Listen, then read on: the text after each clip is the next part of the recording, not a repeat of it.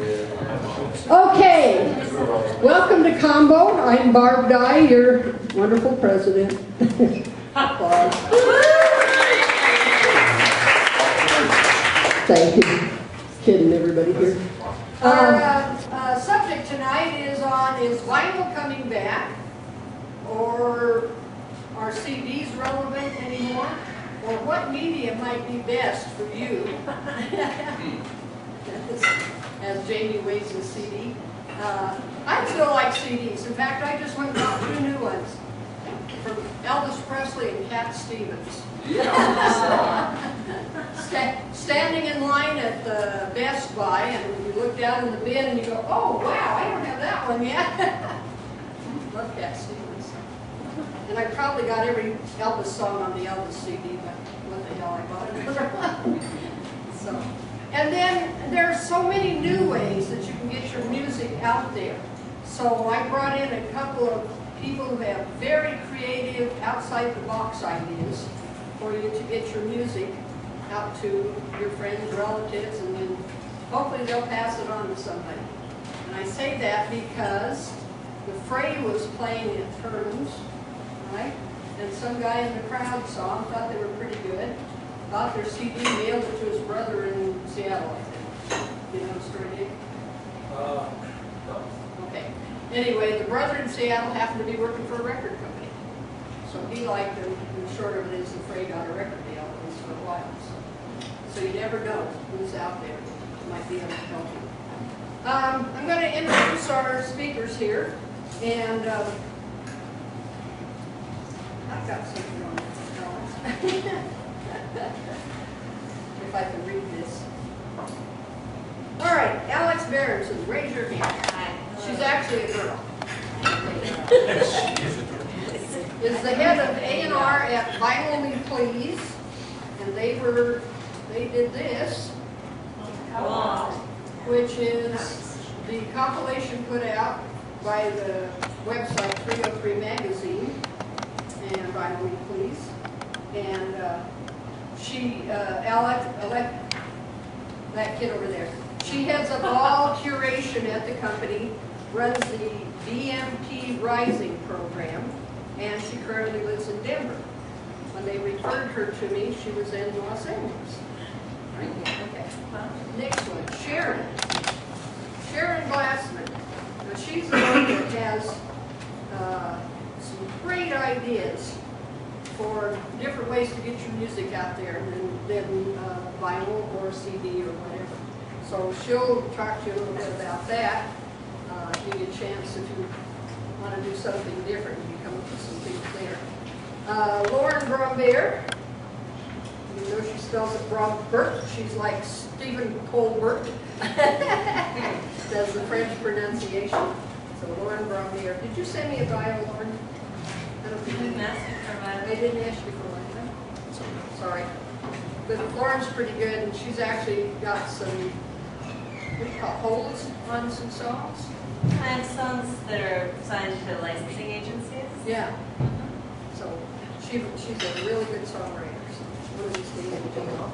Alan, oh, he gave me something and it came through on my phone. I didn't have time to print it. I can just say it. You can just say thank you, Alan. I'm Alan Crable. I'm a singer-songwriter here in Denver, and also co-coordinator of the Nashville Songwriters Association chapter here in town with Lauren. That's been fun. And have a couple albums out and some singles recently out digitally, and I'll be talking about the digital side of things a little bit, I guess. And also now the half of the father-daughter duo, Tenderloin Bridge, with my daughter, so that's a lot of fun. Yeah. Got a daughter that inherited his singing ability. Oh, you know what?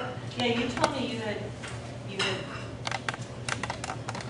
read my bio, like, Yeah, online. that's what I was listening. So that's what, and I was sort of, I didn't know you would need me to send me.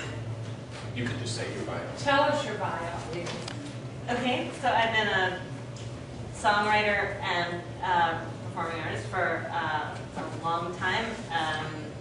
I've released 3 EPs, 2 full full-length albums and a series of singles.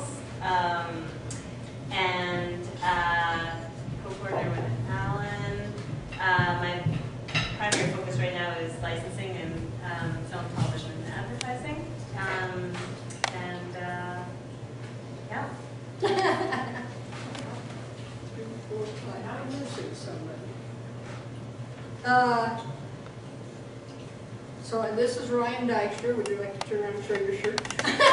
Certainly, I got the logo right there. They named him. They named him Ryan Dykstra. And you basically deal with vintage records. Yes, yes, and I can go into that just a little bit. Okay. So I was a fanatical record collector my whole life, and I'd say around 2016 or so was when vintage vinyl records truly became cool again, because the new generations were buying them again and looking at sales. It became relevant again. I mean, all of us that are our age grew up with vinyl and understand, kind of where it was. There's this whole new universe that doesn't get it at all. So as soon as there was a new generation who could come at vinyl from a brand new perspective, and it's all brand new to them, it got exciting again, but it couldn't happen until that point. So starting in December of 2016, I opened up my first vintage vinyl record boutique. In other words, I moved into someone else's retail location and brought a department of vinyl records for them to sell for me.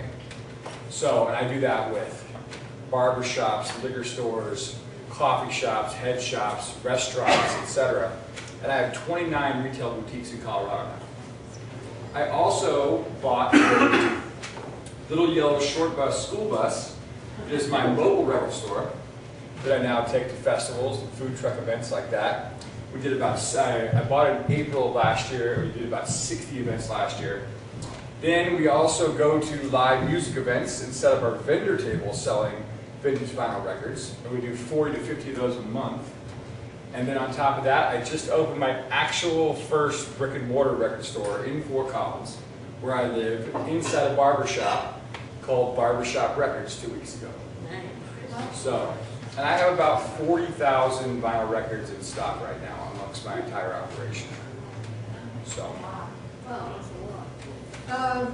As long as we're there, why don't you go ahead and tell us a little bit more about that? Are people looking for new vinyl, or this? People are looking for new vinyl. Almost every big label is pressing everything to vinyl.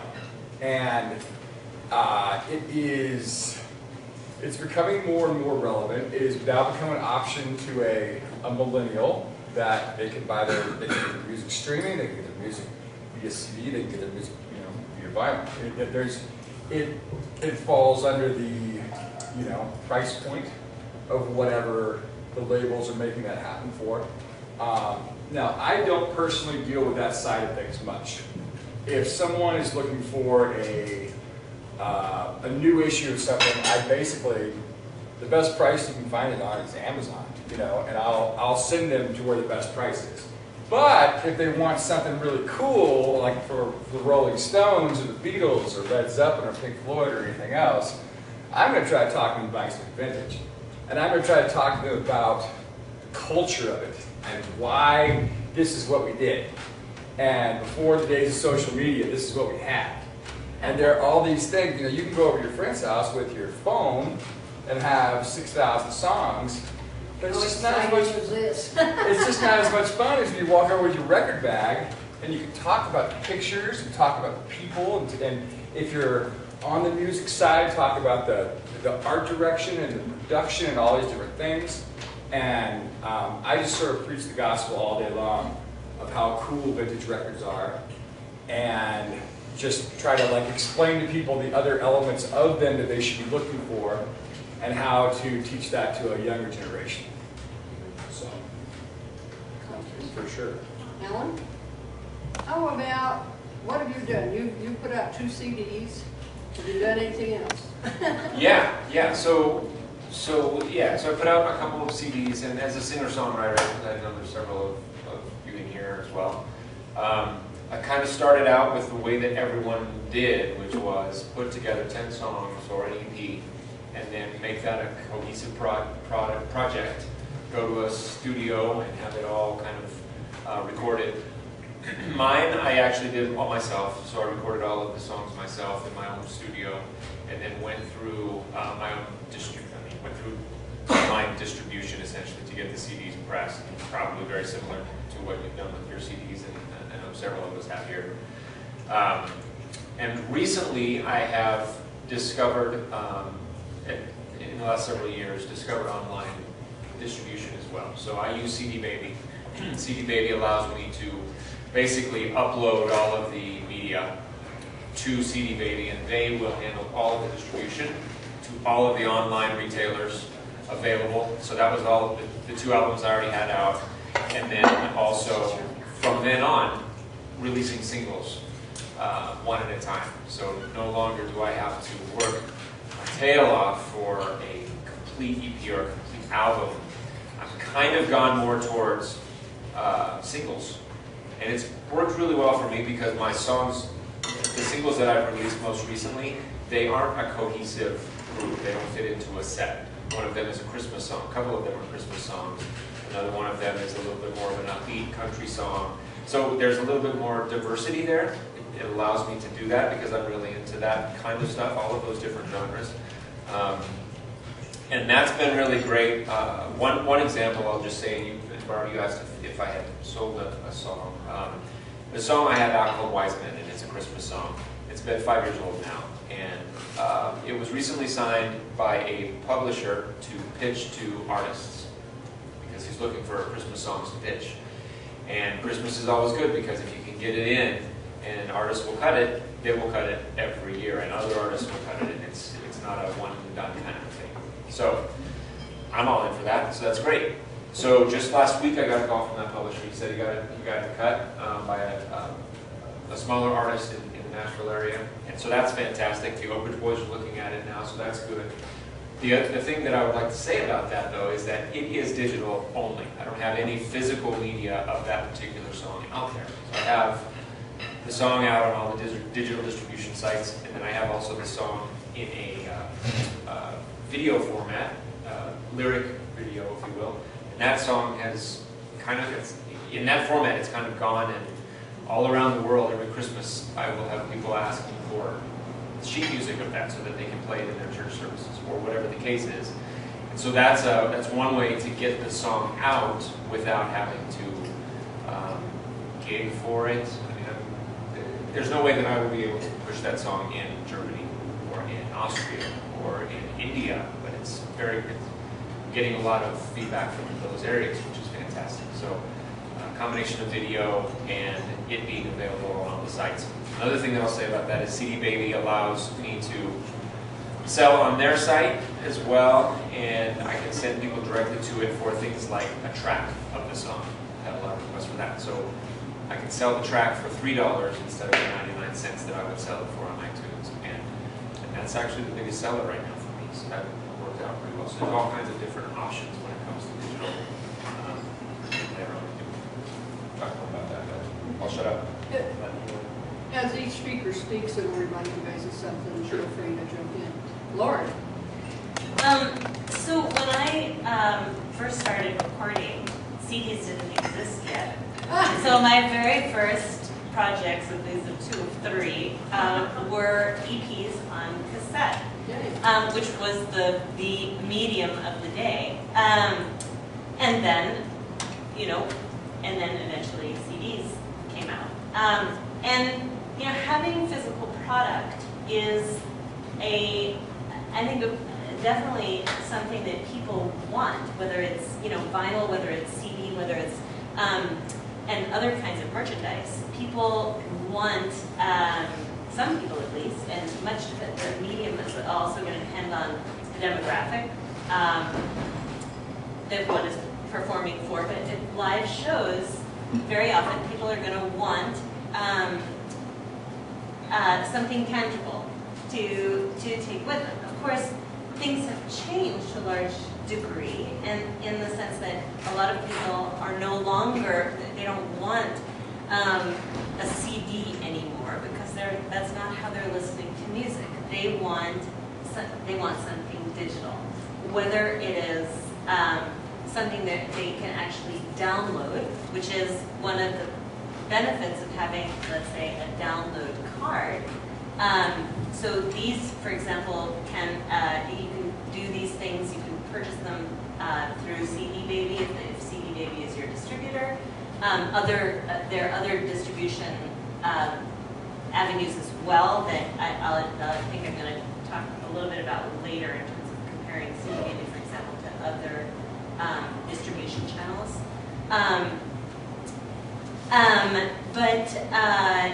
And through, like, let's say something like Bandcamp.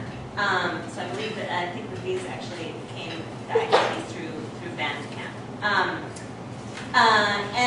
But you know,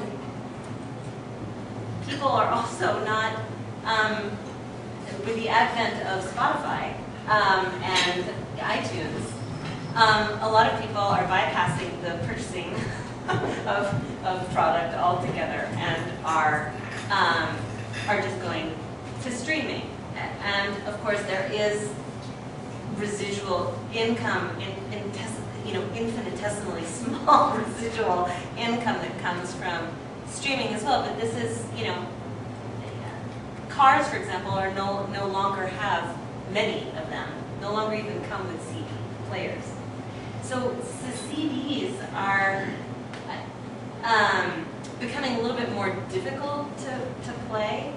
I just out of curiosity, I did a little bit of, a tiny little bit, and I'm sure that there are other views on this. But Fast Company did an article on whether CDs are really being phased out altogether. And you hear from industry people, CDs are disappearing. So everything, the CDs are just going to disappear altogether. And according to Fast Company, at least, that may be, but it's going to be over time. I heard that Best Buy is actually eliminating, no, sorry, you were talking about Best Buy. I heard that Best Buy is actually eliminating all of its That may be why the bin was so full. CDs. Yeah, they're no longer going to be selling CDs at all in store. The Target's come out. Oh, have they? Okay. So in any case, Fast Company is basically saying it is going to diminish. It is diminishing, but there is still a market, and CDs for the moment aren't going anywhere until potentially even though I've heard from many times, in many respects, or rather many different industry people that it's a done deal. I did want to mention one of the things about CDs and having for an artist who isn't touring, and that just has to do with order quantities for the most part. Like if you're just playing locally, doing a run of 1,000 CDs can be a long time before you're gonna sell those CDs unless you have a super active, like a huge local fan base. But one of the cool things now is that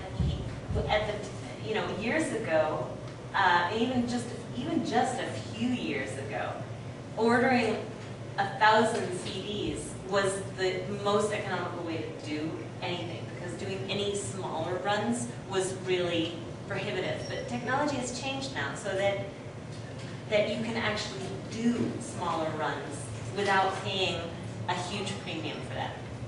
So, bottom line, when it comes to media,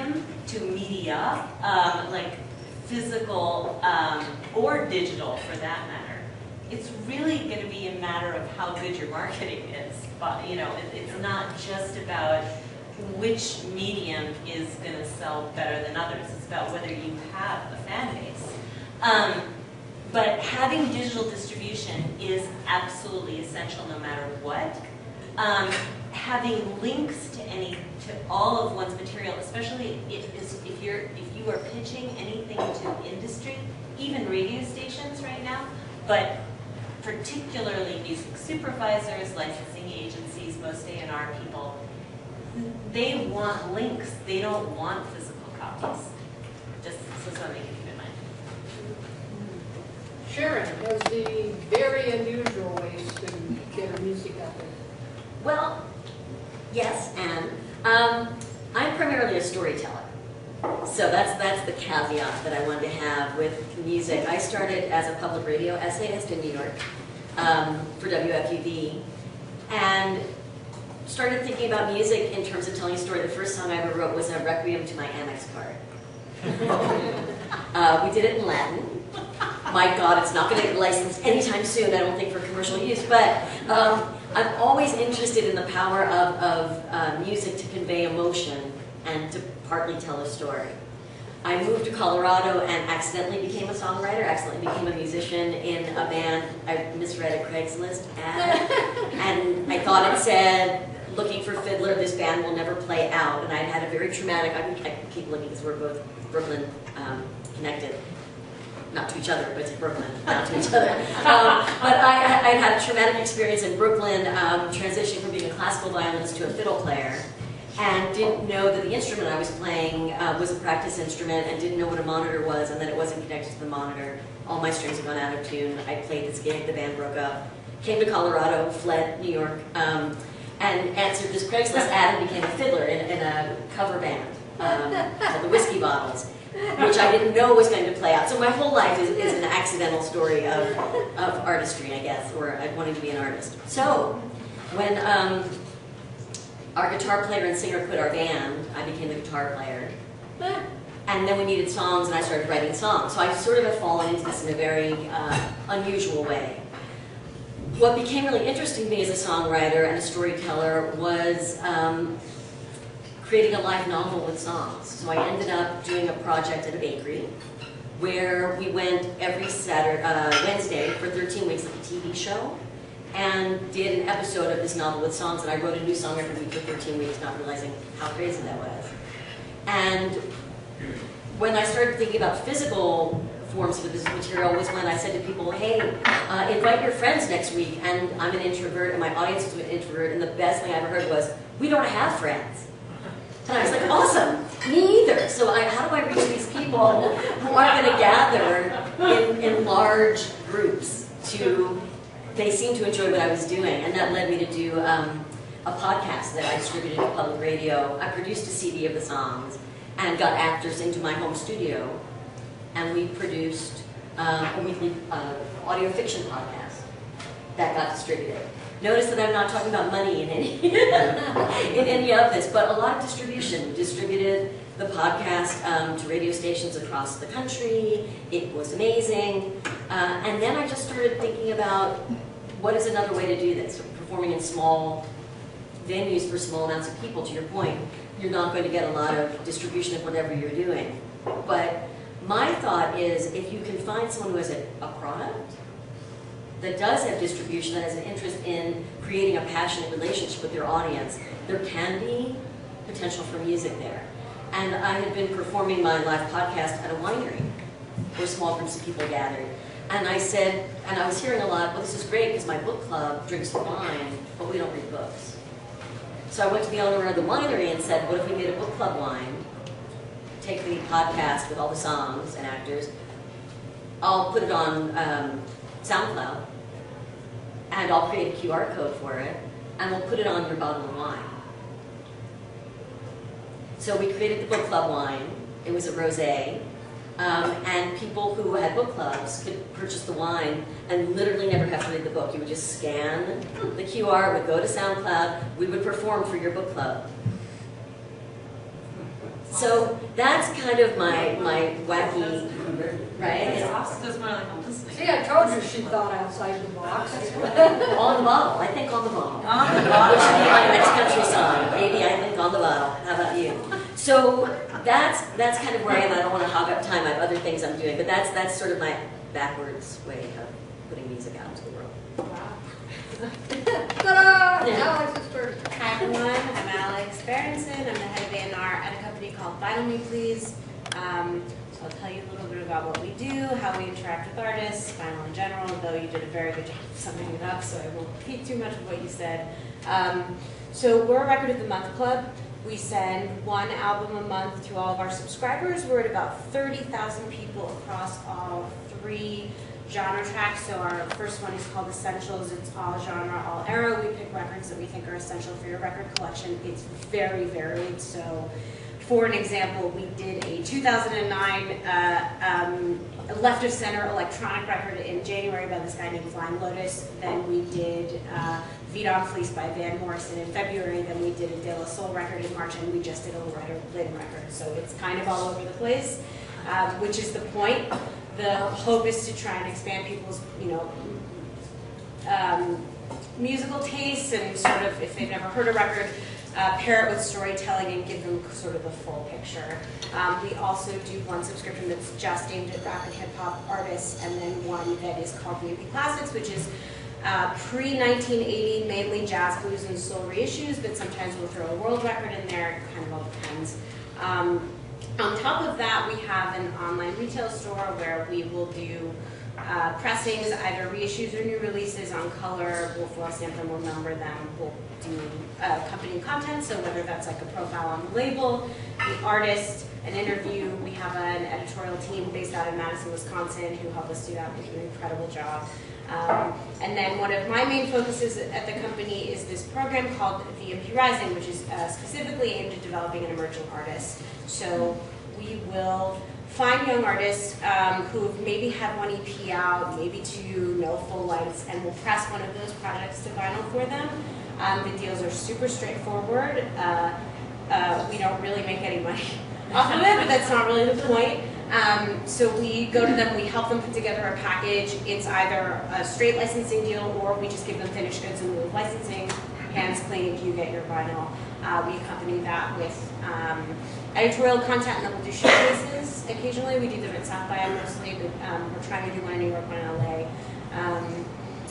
Sorry, I said that really quickly. So that's what I do for the company. I'm our head of A&R, so I do all the curation for all the subscriptions and Rising and our store. And yeah, I mean, like, at least what we're seeing is that vinyl is totally, back in a big, big way.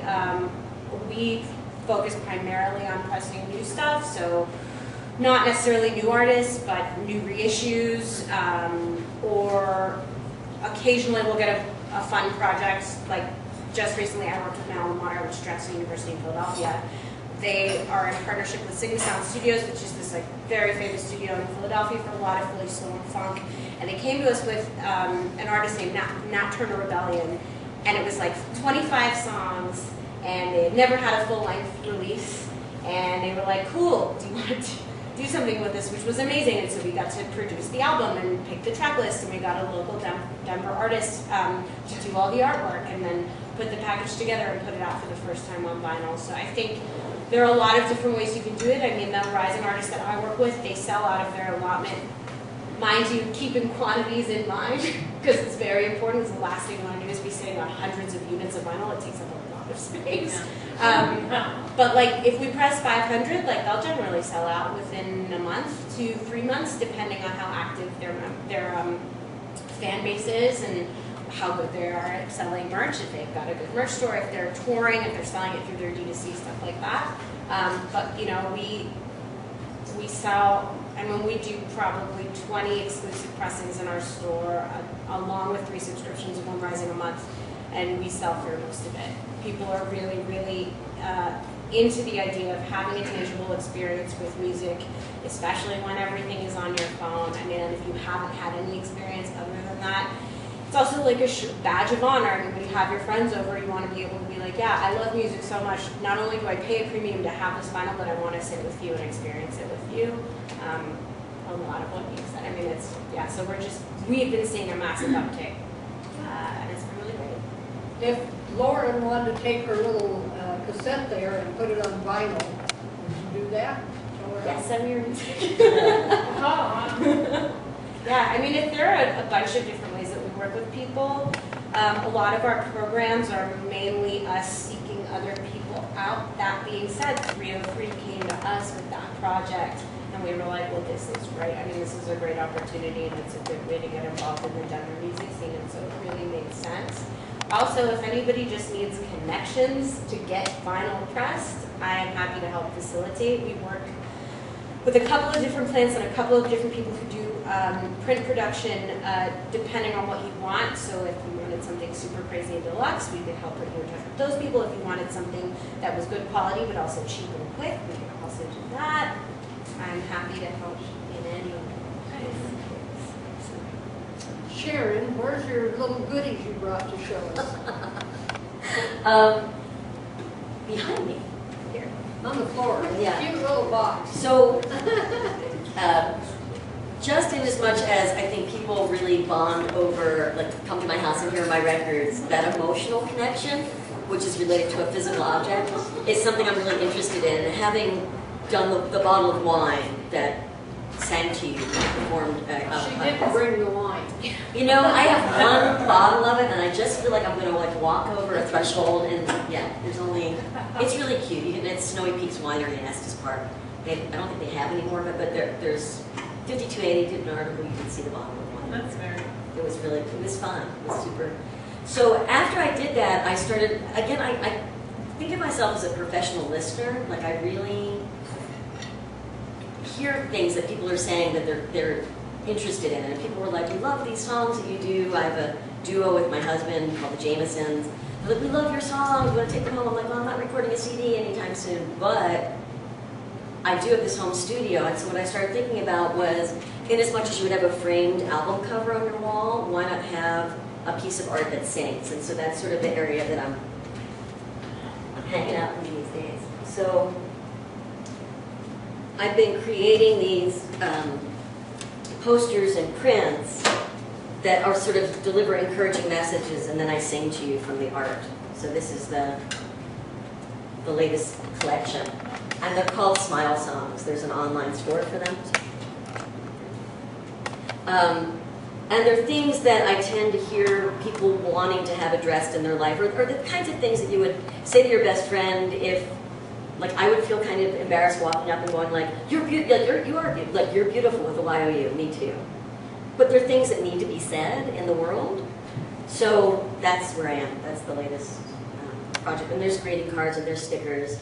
And some of them are digital downloads that you print, and some of them are actually archival quality prints that you can frame and give to someone you care about. So that's all the good. So not vinyl, but physical. She's also an artist.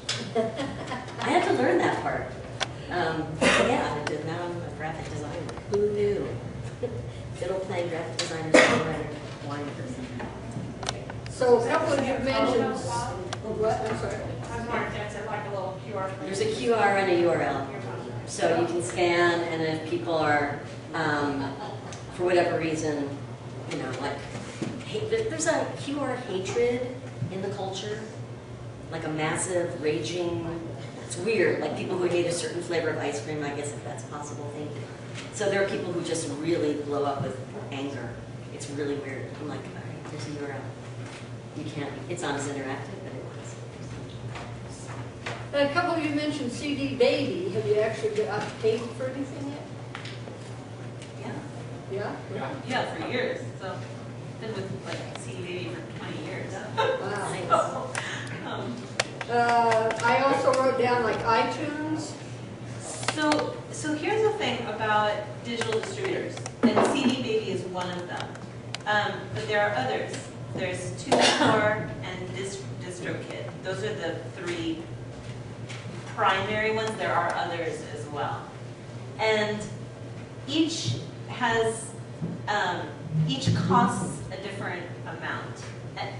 But with iTunes, the only way you can get on iTunes is going through a digital distributor, such as CD Baby or DistroKid or TuneCore.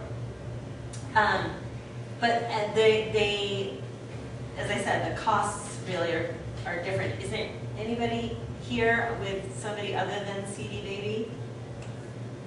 No. Okay. I don't know what, like, are you interested in hearing about the difference in pricing between the? Yes. Yeah. Okay.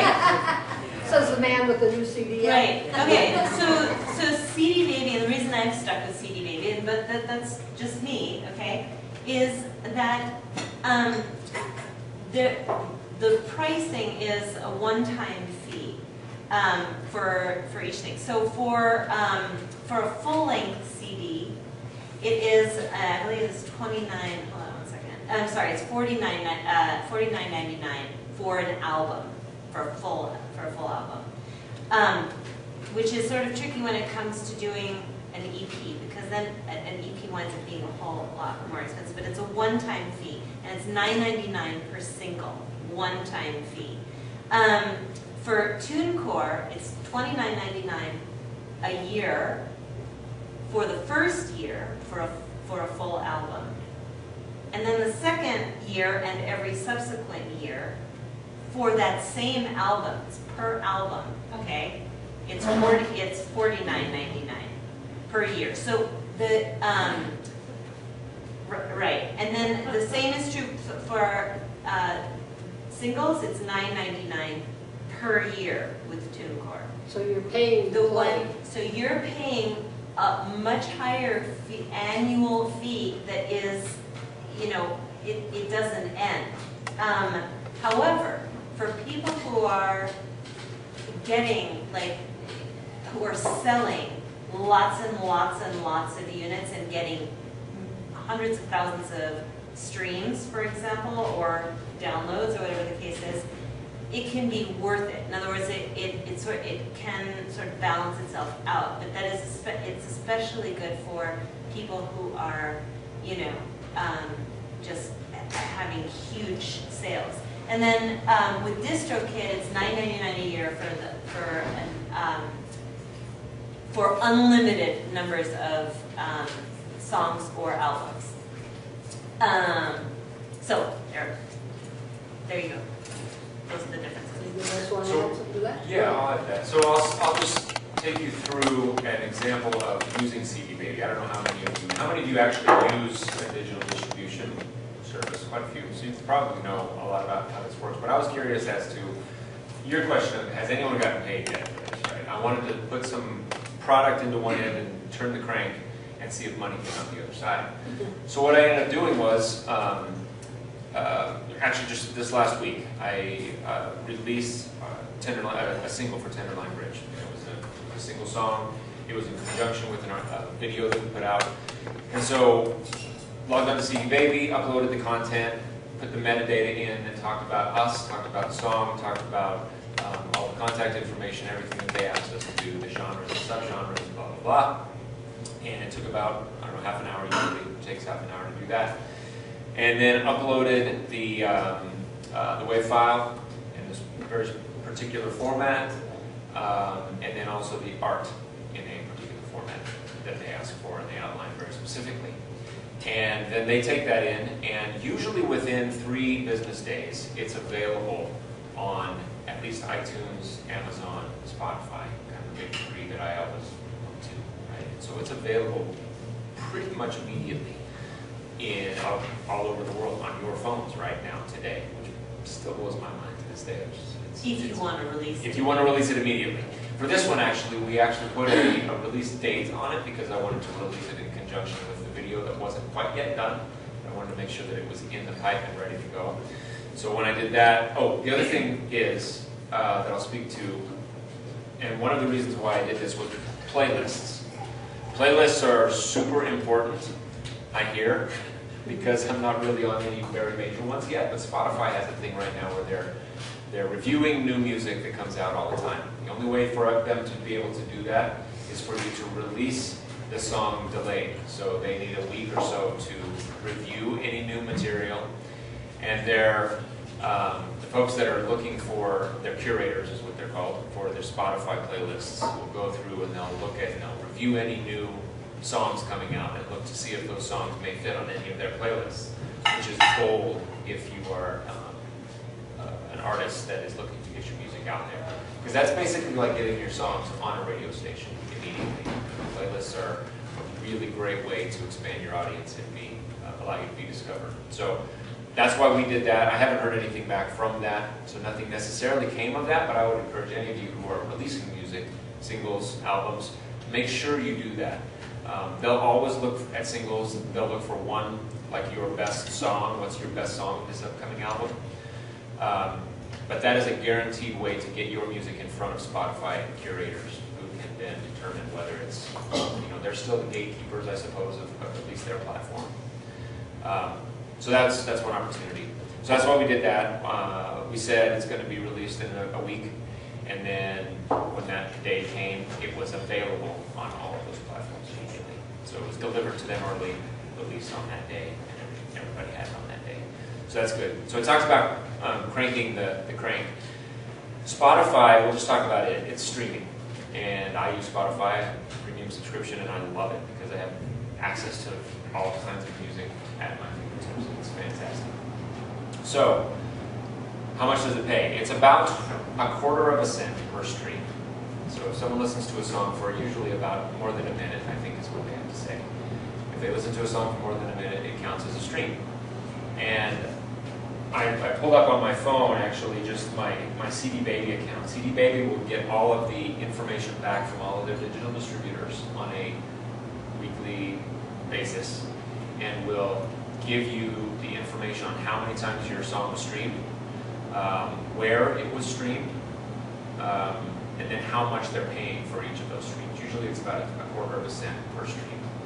So what that comes down to actually though is if I play my CD on my one device that I have premium on, and I loop that for a month, I would get $40 a month, which pays for my Spotify premium and plus some, right? So what that means to me though, it's not very much, and I certainly wouldn't continue to do that because I want to listen to other music. I'm not really listening to my own music. But that just told me that marketing, if I can market effectively, if I have all the music out there in the world, and if I can point people at that music, whatever that looks like, and we're still figuring that out, whatever that looks like, it is a viable source of income, no question.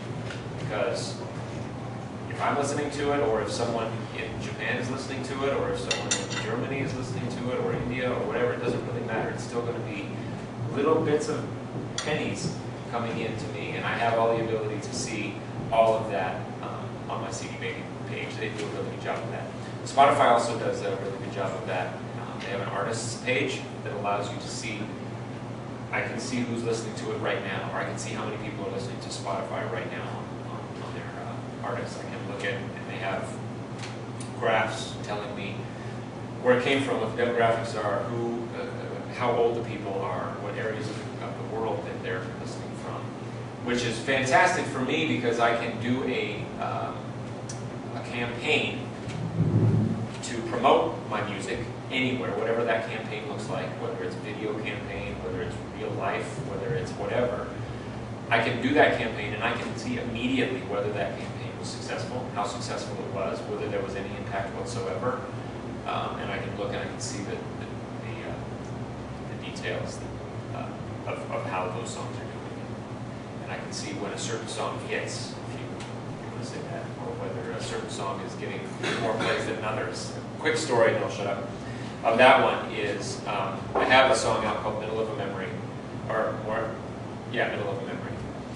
And, in the middle of a memory. So, I noticed one day that I was getting lots of hits on that song, which I'm like, yeah, well, it's a pretty good song. Anyway, people are finally starting to recognize it. And then I realized, I noticed this before I even knew that the single from the artist was out on country radio called Middle of a Memory. That ended up being a #1 hit on country radio last year. But I'm seeing the residuals on my CD Baby account that people are hitting my song and listening and streaming my song. Not a whole lot, but more than any other song on my album, right? So that was interesting to me. It was interesting to me that I could track that and I could see that residual of a like title, the same title out there. And I mean, my song's better than the #1 hit. Of course. Of course it is. But anyway, that's just an interesting thing, and an interesting way of, it kind of got my head spinning on how, or my mind spinning on how I could utilize that maybe. How could I put out, songs that would garner that type of, I don't even know what you would call it, collateral damage maybe, from other songs out there. I don't know. You have to kind of be careful a little bit I about think copyright. they mentioned that at the Durango Songwriters one time. Yeah. Take a really good song if you're going to do a cover, and say Hotel California or something. People looking for Hotel California will see yours, Yeah. and may listen to it. Song titles are not copyrighted. So that's, anyway, some of my experience. I tried to get Neil Zimmerman to come in and talk about taxi. Anybody on here do taxi? Yeah, so that's a really different, Okay, so taxi, and I was a member for a couple of years, the first, the taxi is not a distribution channel. Taxi is a music pitching platform, basically.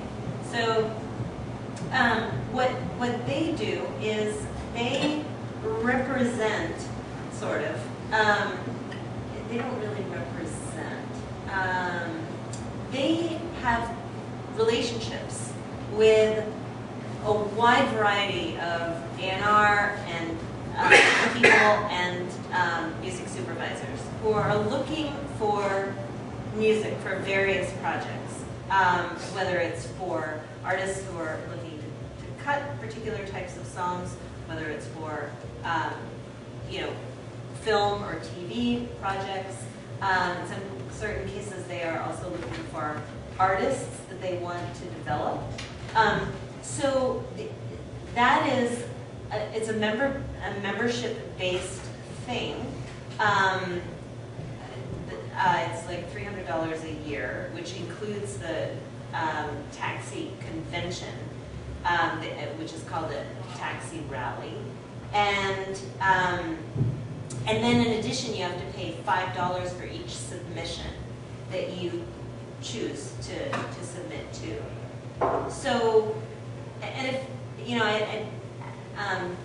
various people have had various experiences with taxi. I will say that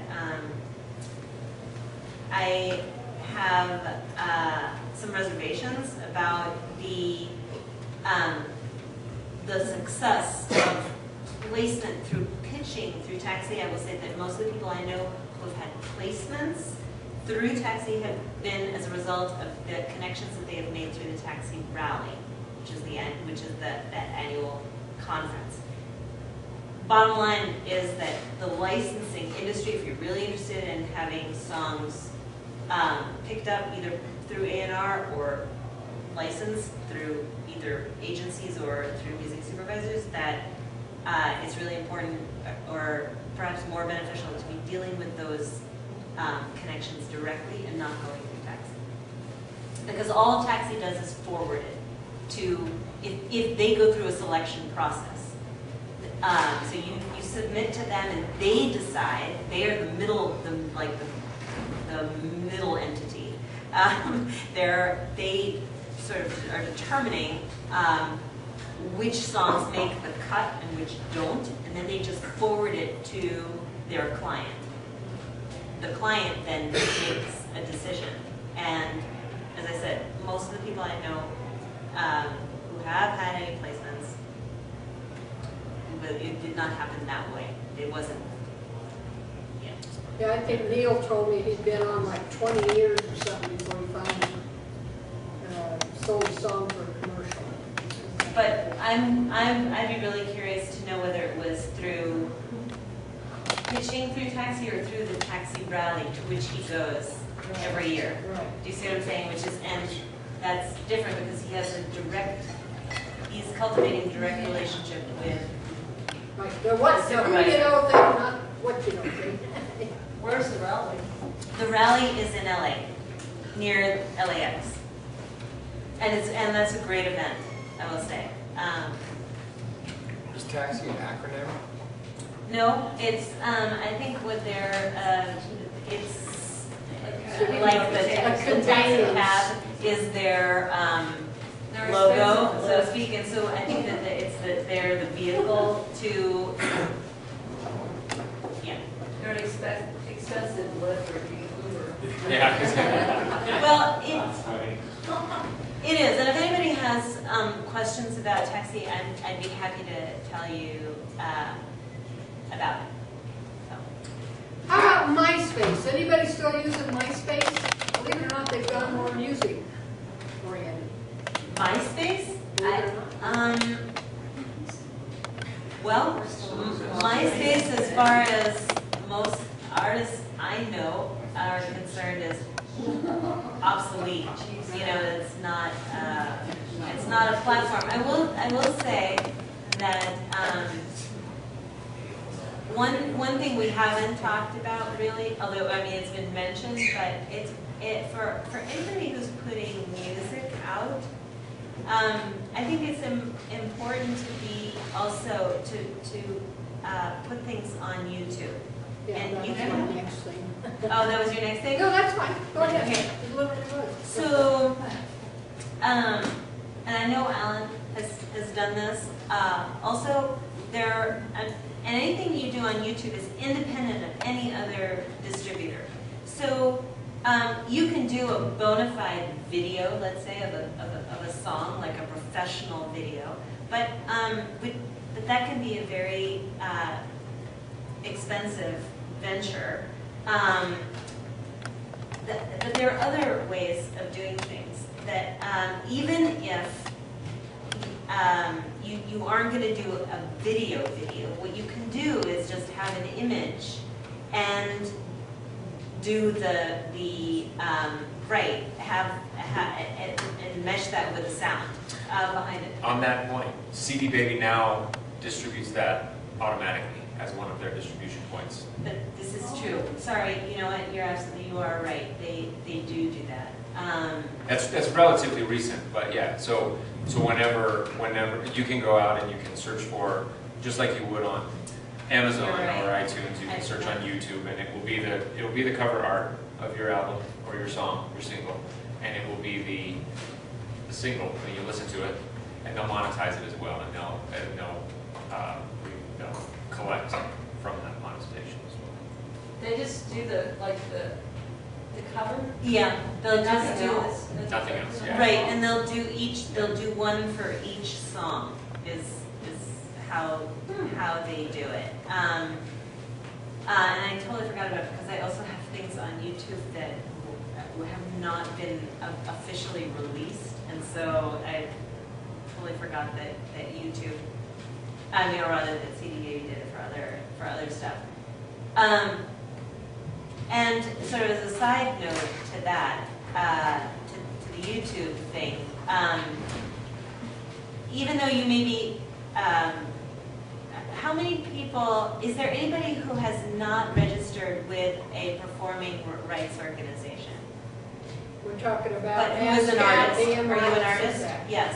Okay, so, but everybody else has, so it's important, first of all, to make sure that you are registered, that each song that you have released or are going to release is that you are affiliated with a performing rights organization, ASCAP, BMI, or CSAC, because you won't be able to collect your royalties. Some of these things are collected through, let's say, some of that is it has to do with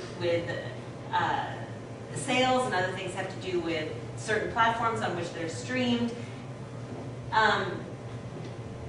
So the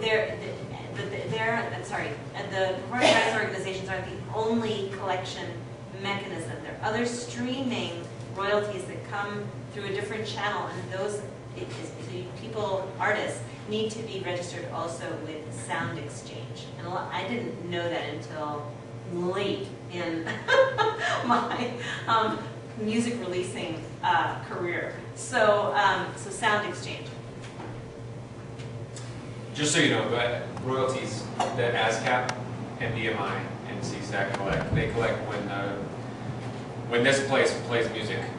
They may subscribe to a radio station that they just play music for their for the venue, Performance. and that would be paid to ASCAP or BMI or CSAC. When someone plays it out, plays it live, radio stations play, songwriters get paid through ASCAP, BMI. And So, TV, like TV, film, advertising, all of that, those performance royalties come through the ASCAP, BMI, and CSAC. I had a question. yeah, you had a Oh, I was trying to say something about the YouTube and CD Baby connection. to be aware of. If you do get your YouTube created through CD Baby, it's not going to be through your own YouTube channel. It'll be on a separate YouTube That's right. channel. So I know a number of artists who've opted away from doing that and chosen to distribute everything through their own YouTube channel because it might create confusion for their fans or whatever the case might be. Right. So it is kind of a weird. And CD Baby makes that pretty clear when you distribute something. They'll say, "Here's what we're going to do with YouTube. Do you want to go this way or not?" And you can. Right. Yeah. That's a good point. You know, in talking about other mediums to get your, Jamie's raising his little can, hang on. There's also a And question over there. other ways to get your music out, you all mentioned gigging, other artists, podcasts. I thought that was interesting. And then TuneCore. And then real quick on the number of CDs, you'll see our little postcards on the table here for Coda. They're a local promotion company and replicating company. They will help you make CDs in little quantities. Combo, actually at one time we recommended that you only make 300 to start. Even if you have to pay $300, even if you have to pay $3 a CD, that's $900. But if you sell all 300 of those at $10 a piece, that's $3,000 less than 900. You're still kind of money ahead. But then you don't have huge amounts of CDs sitting around, you know, that it gives you a good chance to sell them. So hang on, Karen, let's start with Jamie's because he raises something. Yeah, I was curious how the monetization works on YouTube. Yeah, so the only YouTube monetization that I'm familiar with is what CD Baby has done for me, and they've collected from YouTube for that, which has been pretty small at this point. So I don't have, the other thing is, I've had a couple of experiences with monetization. One of them was a song that my daughter and I did. It was our first one we did. It was a father-daughter version of Shape of You, Ed Sheeran's song. And I rewrote the lyrics for a father-daughter appropriate. It worked out really well. It was super fun. And on Facebook was fantastic because it's a platform that's easily shareable, and if it's worth, I like to think if it was worth it, then it does have a way to get out, right? And it did. It went really well. I think there was 250,000 views of the video before I got a notice from a publisher that owned rights that said, we're going to take it down because we have no way to monetize this. So they took it down off of Facebook, and they could do that, which is perfectly fine, because I couldn't get a hold of them. I tried. This is one way to do it, right? Be popular, and they will take it down for you. It's great. Nice to meet you. Yeah. So, We didn't know you were signed until you started making money. yeah, exactly. So that was it. And we weren't making anything. You don't make anything off of Facebook. It's just basically for publicity. So that was cool. But they didn't take it off of YouTube. And YouTube, it's still out on YouTube, and it's available. And there's only, I think, 4,000 or so hits on it at this point, because it's not nearly as much of a shareable platform. They haven't taken it down. Maybe that's it. That's probably it. But they would have the right, if it's copyrighted material, and parodies get really fuzzy. But if it's copyrighted material, they have the right to monetize it themselves as the owners, or take it down. So if it did become very popular and they wanted to take action, they could monetize it themselves, and that's just them putting ads on it, and then the money would go to them. But I don't have any other experience of monetizing my own videos because it wouldn't be worth it at this point. I think it would be more annoying to the listeners than it would, because I'm not getting a whole lot of it. Karen? I have a couple of questions. One, lady in the green shirt, not quite sure what your name is. Alice, okay. Karen. I noticed there's a lot of artists in here, and they're using the term singer-songwriter. And I'm wondering, is there a benchmark in which someone would say a recording artist? And how you might, from your perspective, define that? Because sometimes a recording artist seems to evoke a platform in your career. And then two, on independent distribution, do you think it's easier to look at creating a licensing agreement and you handle your PR and marketing? Or if you want to stick with just being the artist and delegate some of those duties, would your company or your type of umbrella in the industry be the source in which you get some of those ancillary services done? I'm gonna answer your second question first, Okay. because you said it last. So right now, we are fully focused on just helping with physical, and then also like, you know, we have a marketing team that's very good at their jobs. I'm not gonna say that we're as great as going to a label. I mean, they have services that we don't, right? And they've got PR, we do, but only for specific projects. So as we as a company stand right now, like I wouldn't feel comfortable comparing us to like a label services, for example, just because we're only like 25 people and mainly focused on physical. Yeah, exactly.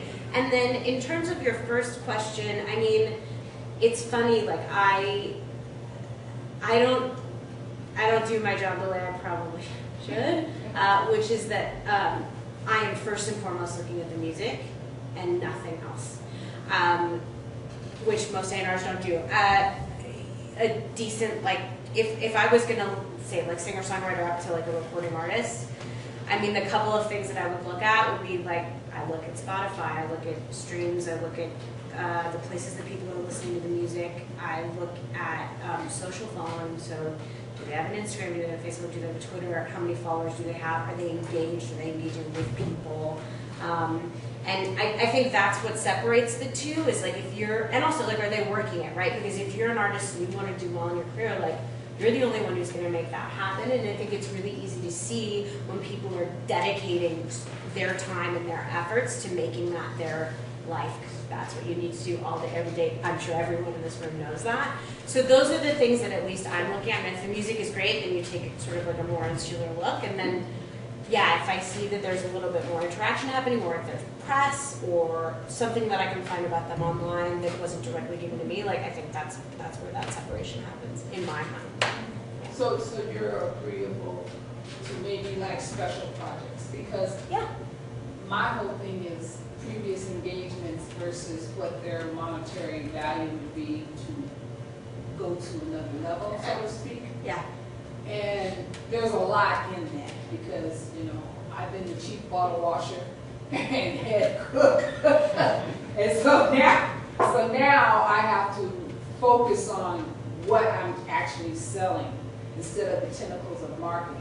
Yeah. And I'm trying to look at reading the report and accounting, I got that, right? But there's other things that I know there's a lot more expertise in this room, and at a certain point I want to know firmly what my slice of the pie is. So I'm not an engineer, but I do have a home studio. So why would I come to you if I feel I can do the same level of distribution? So it's like, but I can't do 8 hours of that and bang out the best recording to make both of us happy. Totally. Yeah. And I mean, I think the one thing that we have, that, which is one of the reasons why people like to work with us, is we have a built-in audience. We have 30,000 members that we interact with every month, and then if you look at our larger audience, it's much more than that. It goes up to like 150K plus for people on our email lists or people that we interact with in the social sphere. So that's kind of the biggest piece of the pie. Outside of being able to manufacture vinyl at a pretty decent cost, we also bring that to the table. Thank you. Okay, I wanted to address the YouTube monetization thing. I made a video, it was on YouTube about 10 years ago. It was, had nothing to do with music. It was like a how-to video. And it would get 10 or 20,000 views a year and with zero promotion. I just got lucky. I did something that people were interested in. And YouTube would pay me like $100 a year for that, which was great. You know, I never managed to duplicate that, or I'd be out there shooting videos right now. Anyway, a year ago, YouTube changed it all up, And now they won't pay you at all unless you've got like 10,000 subscribers. Yeah, you have to, there's a quota now. Yeah, it's a ridiculous number of plays. You know, like if you get a huge hit and you get millions of plays, they'll pay you. But if it's not a hit, or if you don't have a track record of a lot of people watching, they're like, we're not even going to bother. That's why I had a question for Alan on the CD Baby thing. Do you get the full monetization from the YouTube? Well, that's what I was wondering is maybe CD Baby has managed to combine all theirs together and they get paid so they can pay you. Yeah, that's what I yeah, I don't know. It's very, first of all, it's very small, but I mean, it's really small, for Yeah. one.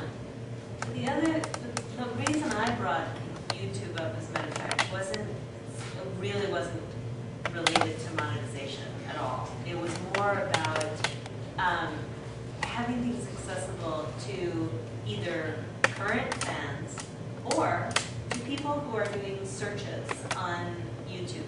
Now, YouTube is a highly searched engine. It's the second biggest one in the world. Right, and the thing is that especially from, because I'm always thinking about the music industry perspective, industry pros, and right now, of course, my primary interest is in placement and in music and having songs licensed. And so music supervisors are trolling, or like the YouTube all the time. They're doing searches for specific things. So, having metadata, like tags in YouTube videos is super important, potentially. I mean, in terms of having, so it's just about accessibility. That was why I brought it up. It wasn't about. Well, it's like Alan's Christmas song. He wanted to make sure he had a Christmas in the tagline there, so people looking for Christmas songs. Right. Pop it up. So again, it's more about that. Okay. Annette, you had a question. Yeah, so my question was about vinyl, and I wanted to say, you mentioned that people like the vintage stuff so they can look back or have memories and tell stories. So I have a couple of questions. Well, one is my son, one of my sons is a millennial, and he likes the vinyl because now he lives in Washington, in Seattle. And so one of the cool things now is to have the little box record players. And so that's the cool thing to buy now. And so if you have, the albums you can play when you have people over, that's kind of the end thing. So I think it is making a comeback in that age group in that way. But with the vintage ones, I wanted to ask, do you check them out to make sure like there's no scratches or? Yes. If And how anything, did you get started with So- getting people donate them? Do you want to buy them? well, I am buying like entire garages full of the time. I bought, in the last 2 years, I bought like 600 large-scale collections. And, yeah, by the way, if anybody wants to sell me their records, I'll buy them, Oh for my sure. God, I had boxes. But kind of like, that's a good question. So the first process of sorting when I'm buying bulk, is it a 99-cent record or is it not? Because when you're buying large-scale collections, half of it or more is what I call a 99-cent record. Either because it has major condition issues or there's dog-eared corners or whatever like that. Yeah. Of the stuff that is not considered a 99, already not a throwaway, you check every single record. Absolutely, for sure. And I had mine all in, I saved all mine in plastic covers. Oh, that's I covered great. them all. I had You're my boxes favorite kind of them. seller. I gave them all away. That's terrible. All away. I'm crying I inside. didn't know anybody. Me too. I didn't know, I know, me too now. I didn't know anybody really, well, when I gave them away, I didn't know there was going to be a market for them. Well, it kind of like, sort of the entry level that, collectors and up-and-coming vintage vinyl dealers do. Everybody sort of goes through the stages of going to garage sales and going to estate sales. But then you realize that you show up at an estate sale and there's 30 dealers there and you're fighting over 40 records. And it's like, give me a break. So I started putting ads up on my own and said, hey, I am real serious. I buy and sell records full time. I will bring cash. If you'll let me come into your home and see what you have, I'll probably buy all of it. Do you have them play it right there, or do you just take a chance when you buy it? I take a chance when I buy it, because that's the thing. So let's say somebody has a half a garage full of records. That's going to be, let's say it was that whole wall up to about 6 feet. That's going to be about 4,000 records. To go through those and check condition and figure anything out at a even close to expert level, it's going to take you many days. So it's kind of like this. This is how I make a deal. I say, okay, well, I could be here for the next 3 days, and we could hang out the whole time and go through all these, or I could just give you X amount of dollars for the whole thing. And all I've got to do is look through a nice cross-section. I need to look through about maybe 80 to 100 records, and I'll have a good idea of what kind of shape the stuff's in. If there's been children around. Children of all eras are the death to records. And you'll notice that, if I get a really nice collection of jazz, pristine, Blue Note stuff, really cool stuff, kids never touch jazz. Kids were not interested in listening to it. But anything that you get, any style of music that becomes more interesting to a child, you've got to be more on high alert about checking it for condition. So, and that happens over and over and over like clockwork, for sure. So. JD, you have one last question. And then I have another. Okay, I have one last question, and it's 2 questions. Thanks, JD. I wanted to ask Lauren, so did you get any licensing deals through YouTube, or is that just what you have out there in your home? No, that wasn't how the deals that I have were made. I just know from music supervisors that, having been told directly by music supervisors that, they do searches all the time on YouTube. That's not their only way of searching, because most of the time, it's just one vehicle, one mechanism that they use.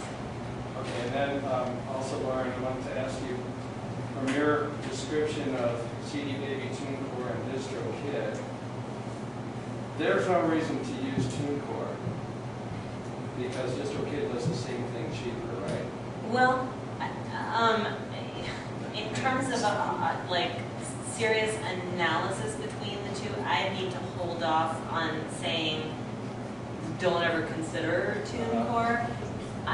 To me, just superficially, TuneCore has always been more expensive, and so that I've never gone that way. I've just been with CD Baby for so many years it's just more cost effective. Do you know if you use TuneCore or DistroKid and you quit paying their annual fee, what happens then? I don't. I do know other people who use those other platforms, but I don't know what happens if you quit. I could not find anything on DistroKid's website about that. My guess is that they would just stop. I don't know how they would do that with their partners, like whether they would take it down from iTunes and Amazon and Spotify and all those other distribution channels. I don't know what they would do. I have one last kind of announcement here, and then we'll break and you guys can choose. Before you do that, can I just say one thing? Really quick, Just Lauren. because this is something that just everybody should know with respect to digital distributors. If you are at all interested in music licensing, I would recommend that you not choose the option through any of these distributors. They'll say, are you interested in, we provide micro licensing or licensing, a licensing option, and we will collect royalties for you for this. I would highly recommend that you not opt in for that, because if you want wind up with any other deals, either exclusive or non-exclusive, through licensing agencies or through, but potentially even, well, especially through licensing agencies, this is a conflict, and you will not be able to sign a deal with another entity if you are with, even for placements with a music supervisor. I know people who've run into problems because songs have been, they actually have this deal that they opted into through CD Baby, and they weren't able to get the placement because that opt-in was in place. So that's all I want to say. Now, this is a note from Rob Jones, who's the director of the NSAI group down in Colorado Springs. You guys know anything about the Olay International Publishing Company? Yes. So, it Was says... this about the NSAI Olay Challenge? Yeah. Okay. So this says, a special meeting will be held this month to get your songs in the hands of Olay, an international publishing company. You must be a member to have your song considered for this great opportunity, but it's not too late to join. Sonia? I am. You are? Okay, good. So this basically is dealing with NSAI down in Colorado Springs. Are you guys doing the same thing up here? No, it's international. Okay. So unfortunately, I got this while I was on vacation, so it didn't get put in the newsletter. If anybody's interested in it, you talk to Warren and Alan for Denver. I'm going to give this to Sonia and make sure you know about it. You know about it already? Okay. So basically, they're going to have their NSAI people play a song, and then they're going to vote on which song they think should be submitted. So, do you think I should put this in next newsletter and just say it's done and over with, but you may want to put it on your calendar for next year or I something? think it's every month. How many? I don't remember. What? I don't remember if it's every month or No, if it was just there's for April. a deadline.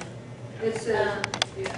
There is, it's not every month, but it only applies to people who are NSAI members, not of, yeah. So we did last year as well. Okay. So we submitted 2 members, and then we submitted as well as coordinators, I think. Okay, thank you. All right, let's give our speakers a big round of applause.